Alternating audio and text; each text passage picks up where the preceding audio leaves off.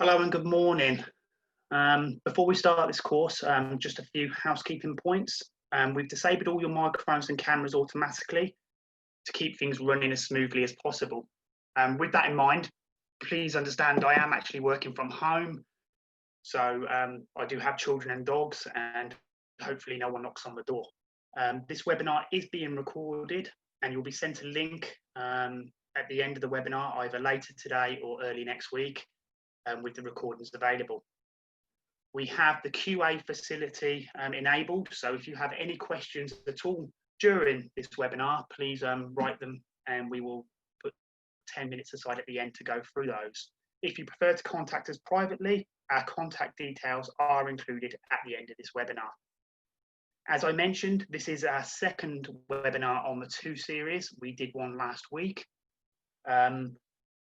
If you are interested in looking in more detail at the camera series available in the different chassis, please have a look at last week's webinar, as that will also help you, and we can forward that to you if you request.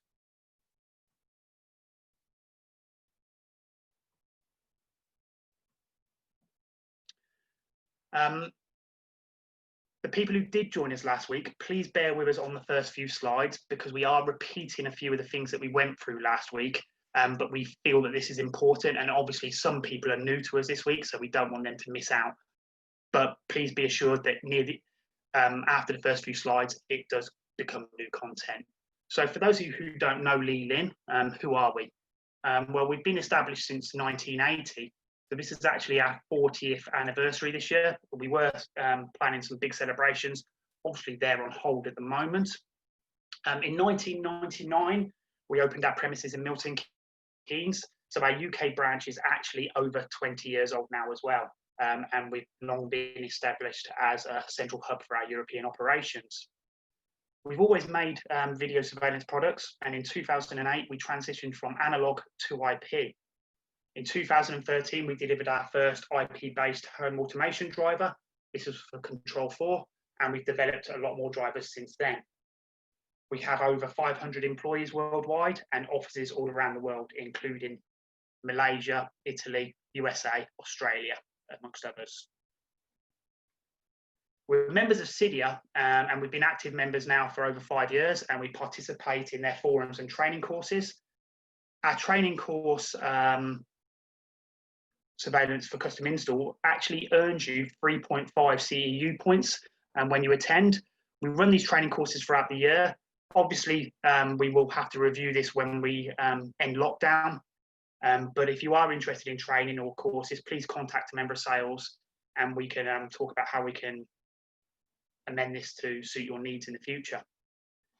In 2017, we actually won the Best Training Course Award at the CIDIA Awards, which we're very proud of. You may already know us if you haven't come across much of LILIN through our home automation partners. We have deep integration with AMX, Control 4, Crestron, LILIN, Fibro, RTI, Savant, and URC, amongst others.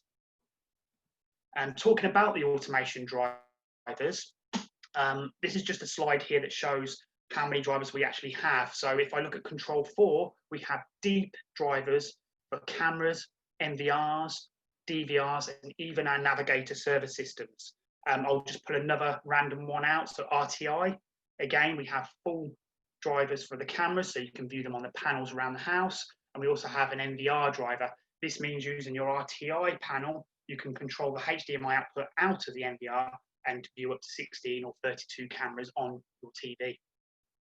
One of our latest additions is Fibro, where we have the ability now to be able to display our cameras on your Fibro display. So today is about the 2 series though.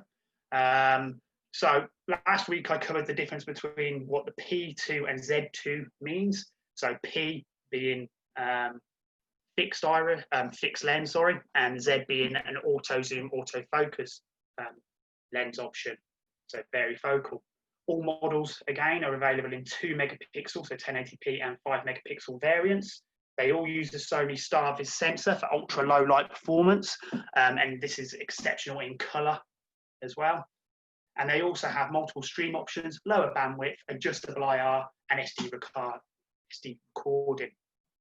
Today, the session focus will be STARVIS, multiple streams, lower bandwidth, adjustable IR, privacy masks, smart alarms and features, SD card recording, and security. So let's start with STARVIS, ultra low light performance. As mentioned, the 2 series comes with the STARVIS sensor. This is made by Sony, and it's actually a back illuminated sensor. It creates second to none low light color images. I'll just run a little video here that actually highlights the difference between a STARVIS camera and a non-STARVIS camera in different scenarios.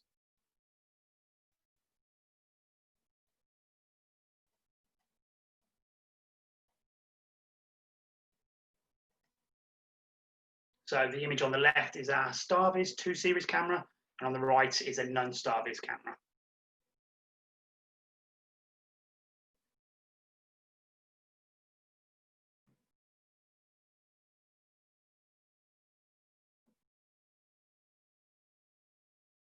So I've mentioned quite a few times already during this webinar that we are particularly proud of the low light color images. Here you can really see the difference, just how dark this area is and how well the camera on the left hand side, the 2 series camera, is performing, even with hardly any light.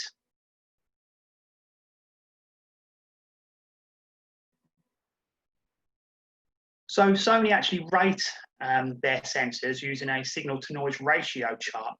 The lower the number, the better the sensor. So our 2 megapixel 1080p cameras use the IMX327 STARVIS sensor, and as you can see, the number here is very low, meaning we have the use of a very, very good sensor in our 2 series cameras. I'm just going to go over an extract from the video you've seen previously, just to highlight the differences. So this time, the right-hand side is the 2 series LILIN camera, and on the left is a non-STARVIS camera. Just to give you an idea of how dark this area is, I'll actually bring up another image underneath. We can see here, this is our target here, and this is just how well the camera is performing. Another short video for you. Again, STARVIS 2 series on the right-hand side and a non-STARVIS on the left. In color mode again, look how crisp the image on the right-hand side is. We're using a P-Iris lens on this one for a greater depth field as well. The final video in this short sequence is a 24-hour time-lapse video from our Milton Keynes offices in the UK.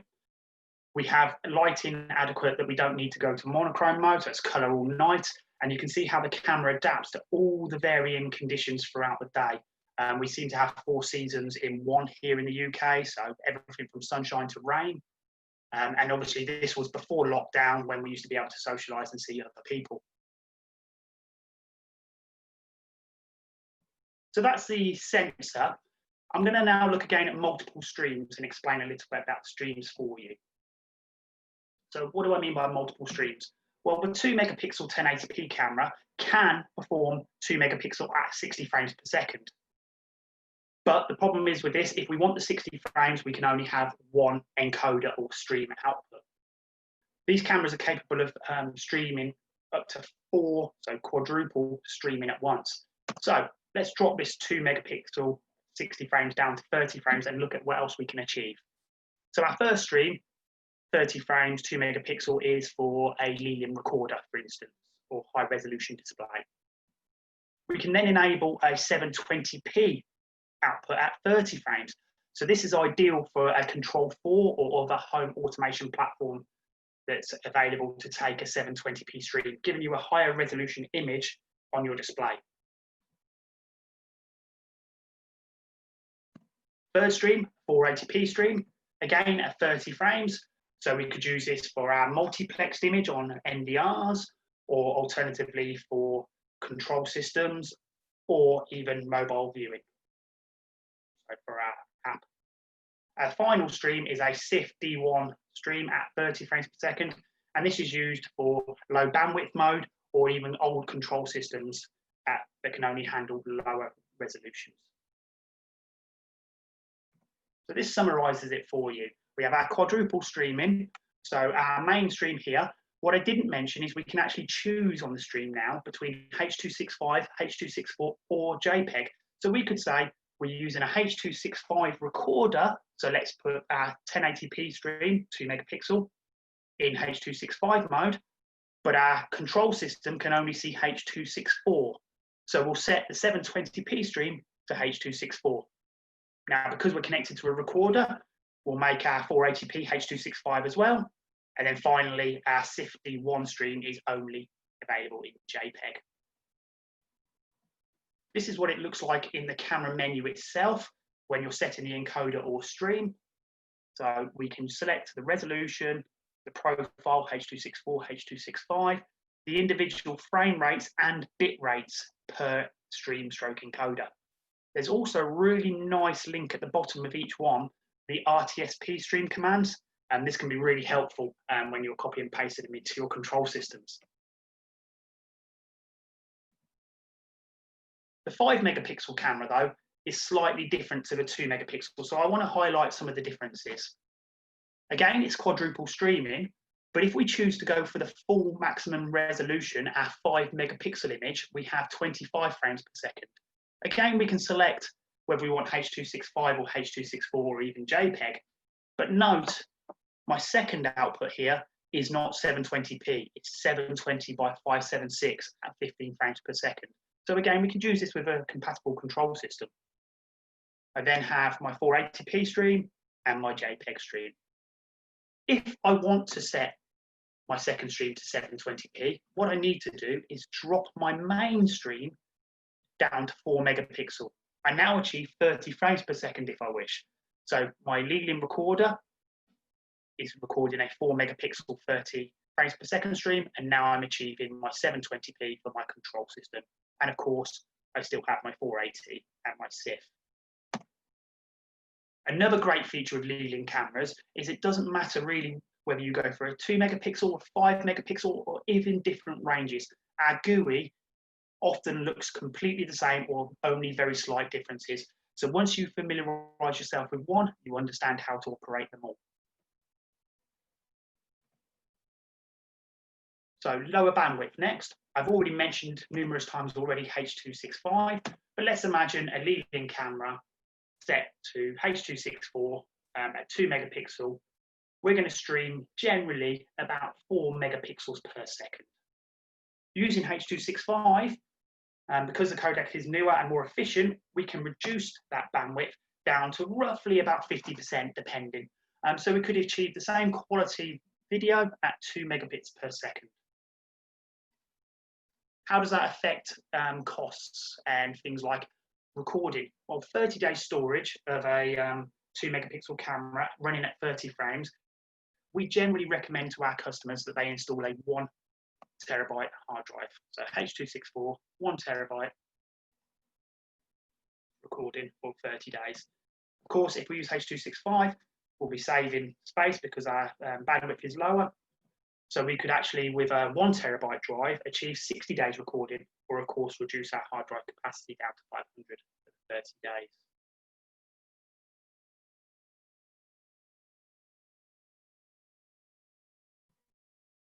Adjustable IR. So now we're getting into a few of the features of the cameras that I didn't highlight last week. So what do I mean by adjustable IR? Don't confuse this with Smart IR. Smart IR is available on our 4K series cameras and some of the other series. But what I mean by adjustable IR is here we have our IR ring. And what I can do is I can adjust the strength of the IR between a percentage of between 0 and 100%. So I can actually change how effective and how bright the IR source is going to be. Most of our P2 and Z2 cameras have 2 IR LED arrays. They have a wide angle and a narrow beam angle. And these generally range from 90 degrees to 60 and on our bullets and domes, and from 50 to 30 degrees on our Z2 turret cameras.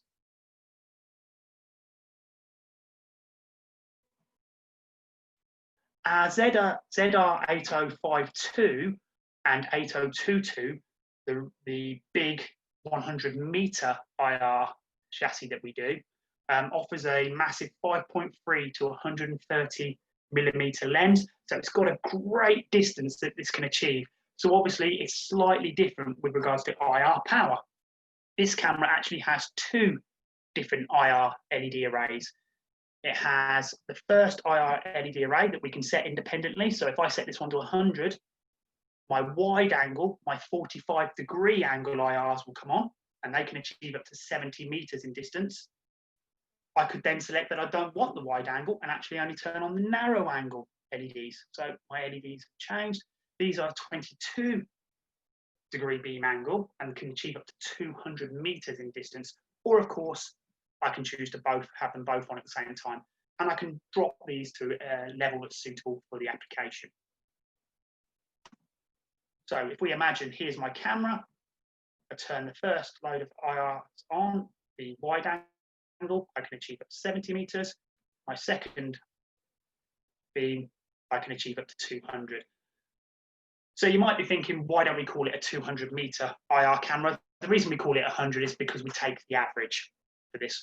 It's also worth highlighting that if we chose to have a target that was, say, 120 meters away, and we kept the camera in a wide angle mode, so we were viewing wide, the IR obviously is centered here.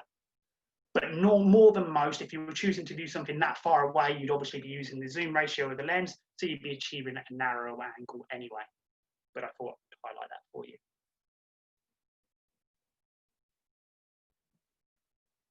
As well as IR, we have something called smart day-night. So like previous models, these cameras have the ability to be able to stay in color mode or stay in monochrome mode, night mode if you wish, or even schedule. So you can actually set a time. And of course they have the auto switching. So when we meet a certain lux level, the camera will switch.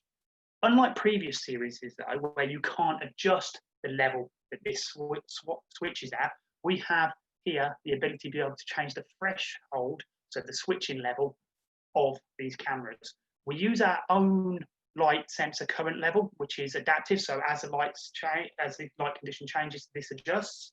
On the right here, I have a table.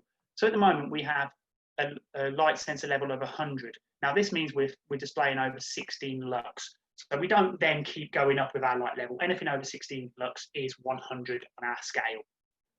And I've told this camera here that I want it to switch from day to night mode at 37. So if we look at our sensor level here, 37 means that at 6 lux, this camera will switch to monochrome.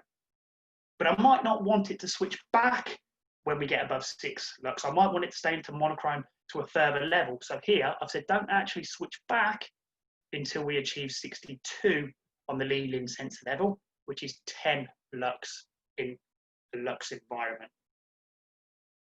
So I've run a short video here to highlight this. So here's my current light sensor level, which is 100. I'm going to just start the video. I then turn off the lights within this building. Give it a second for the camera to adjust, and we can see that my current light sensor level is now 21.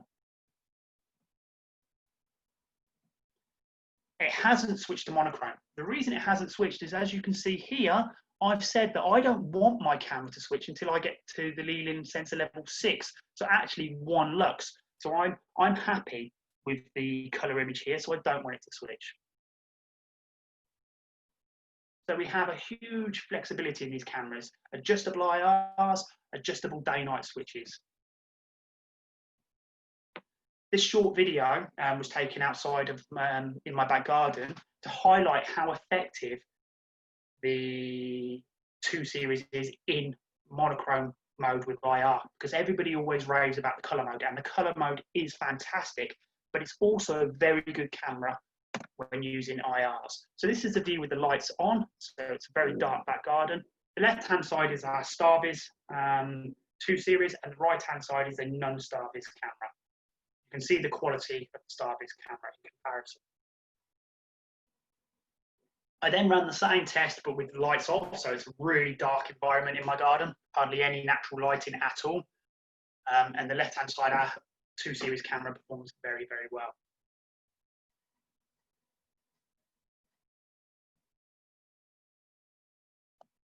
Privacy masks. The cameras are equipped with the ability to be able to create a privacy mask. We can have up to 4 zones per camera.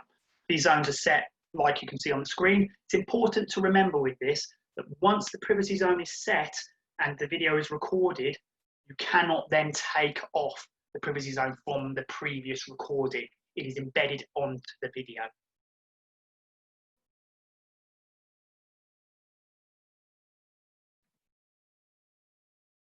IVS, smart alarms and features. So intelligent video solutions. These cameras, of course, come equipped with motion detection. Every camera does these days, but as well as motion detection, we have advanced alarms such as tripwire. So here in this video, I've set up some tripwires. A tripwire is a line that once broken, once someone crosses, creates the alarm output for us. We can draw up to 8 areas on our screen, or we can even do a rectangle. So we could actually encompass a car to put us surrounded around it, or your property. So when that line is broken, it creates the alarm. The next alarm we have is a digital input. So some of the cameras have a digital input. What I've done here is wire it into the alarm. So as I press the doorbell, it creates a digital input, which creates an alarm for me. Audio alarm, camera speaking to the audio. We have a threshold that we can set for the audio level. When that's broken, it will create an alarm. Tamper-proof, if somebody is violent to the camera, sprays it, moves it really quickly, or focuses really quickly, or covers it, it will create a tamper alarm for us. Advanced motion, here, if you select advanced motion, you won't get the normal, unlike conventional motion, you won't trigger as many false alarms during nighttime conditions. Now, the reason that's not standard is if you choose advanced motion, you can't have some of the other alarm features. And then finally, we have people count, object counting here. So every time the line's passed in a direction, you can see the counter moving up. And as it's passed in the other direction, the counter comes down. And we can use this and export the data every hour or every day if we wish for football. So that gives you an idea of the alarms that we can create using this camera. So on the left-hand side, we can see I have IVS here. I enter IVS mode and I choose what IVS I want, whether it be tripwire, people counting, and so on. Here I've selected motion detection. So with motion detection, I get motion detection, I get my tamper as standard, my audio, and my DI, my digital input alarm detection, and also a network detection. Smart event mode means that I can actually set up to 5 different events to trigger an alarm. So for instance, I might say alarm detection. So my digital input, I want to trigger the alarm. Another not useful, nice feature here is imagine we've set motion detection and I choose this not. So what that's going to do is it's going to look for when it's not motion and create the alarm. So I could use this in a warehouse where I'm using a conveyor belt. Obviously the conveyor belt's moving all the time. If that stops, I want to be alerted. There's no more motion because the conveyor belt stopped, I'll get an alert. So the first part of our smart event is actually creating the trigger. Once we have the trigger, we then need to select the action, so the output. We can schedule this action if we want, so we still receive the trigger between a certain time, but the action only happens when we're not in the office after 5 o'clock. The actions can be FTP service, SMTP, so an email, recording to SD card, Samba, alarm output, so we can turn on a light using a relay or a buzzer, HTTP post service, mainly used for our control systems, but also we can control other devices that take HTTP post, SNMP trap service, and finally a push service. So this is for our push service for our push notifications on our mobile applications, so on our app. I'll just jump back one to our trigger. It's also worth mentioning on the trigger that we can actually set up dual alarms as well as conditions. So what I mean by a dual alarm is I could say I want to receive motion, but also an alarm input from a separate PIR detector. And what we can do here is say, unless both alarms are triggered at once, we don't create our action. So this could eliminate things such as false positives, motion detection.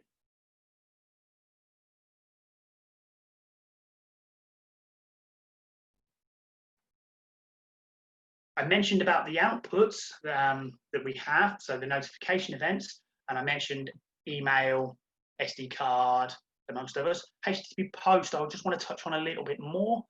So for your control systems, we actually have up to 25 HTTP posts available that you can pre-program. But as well as control systems, you can also control other devices. So for an example, a LILIN speed dome camera. So we could enter the IP address of our speed dome camera, and then under our command, we could tell it to move to a preset. So our normal camera that's looking at the front door receives a motion alarm. Our speed dome that's installed on the other corner of the building gets a HTTP post from our camera and swings around to a preset position, also looking at the front door.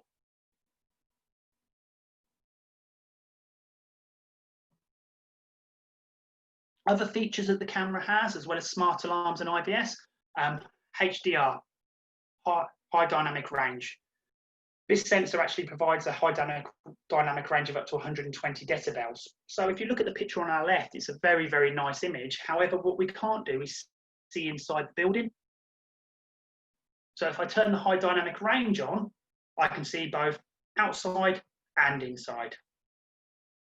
It is worth mentioning though, that if you decide to turn the HDR function on, you cannot then do quadruple streaming. You lose your second stream. So you would effectively lose your 720p stream to your control system. Okay, so bear that in mind. We also have a backlight compensation area mask. So now we can actually draw an area within the camera that we want to use backlight compensation on. So in this image here, I have a very bright light ruining the rest of my target image. So I'm going to go in and draw an area over that light. Once I do this, have a look at the rest of the image, what happens. So now I can see everything within my image by using the backlight compensation area. I'll show you that in another scenario. Here, look here, you can't see anything in the foreground of this image because of the bright lights in the background. So I draw my areas down here and everything comes into focus here now. So we can see, so I'm able to draw areas. So two different scenarios that you could use the backlight compensation. Here, I'm actually going to use wide dynamic. Now I'm showing you wide dynamic because you might want to use wide dynamic because you've chosen to have the fourth stream, so quadruple streaming, meaning the high dynamic range isn't available to you. So auto, we can see what's happened. I brought this into focus, but I then have the ability down here to be able to increase my wide dynamic ratio. So as I increase it, we can see things like the boxes down here now coming into our scene, and we can see them as well.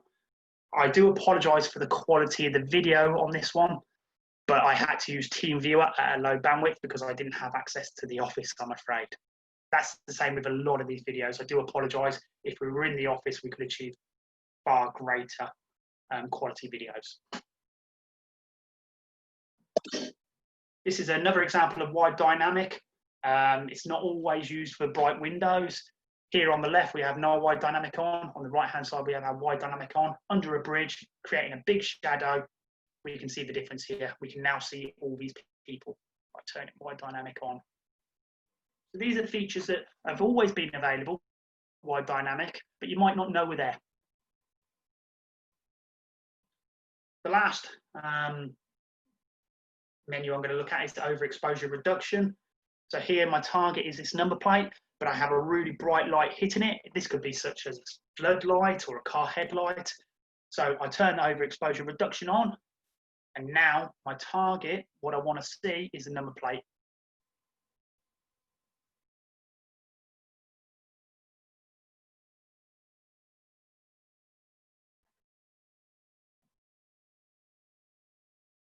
SD card recording.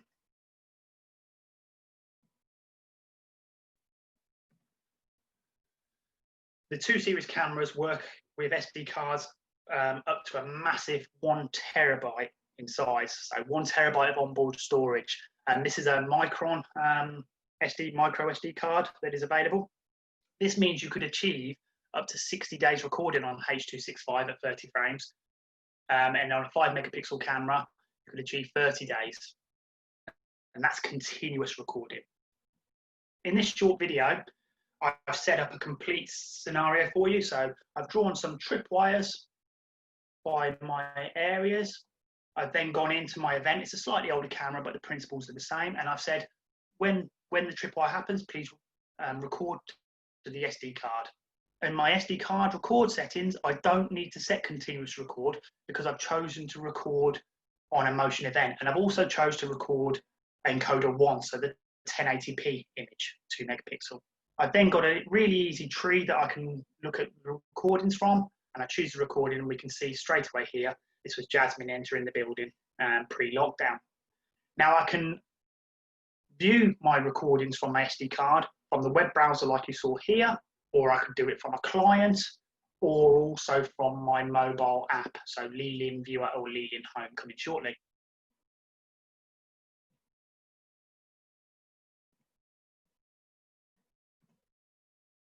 Security.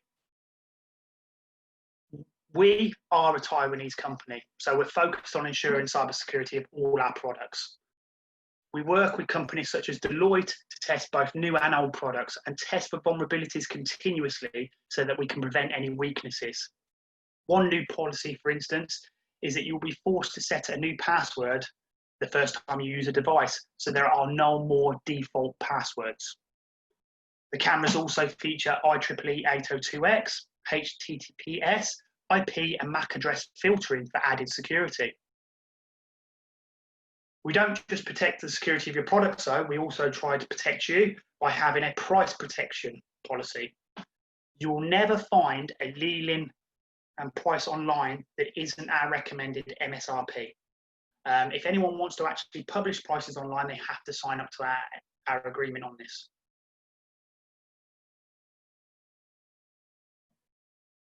So why LILIN? Well, I've already run through the 2 series, so you can see how great this camera is, but why should you choose LILIN? Well, we are the only CI-focused manufacturer in the world. We work alongside all the leading home automation platforms to ensure that when things such as our firmware change, it won't affect your system.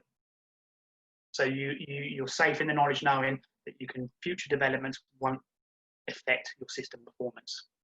Our drivers allow deep integration for both of our IP and AHD product range, and we have over 250 camera models ranging from 2 megapixel to 4K.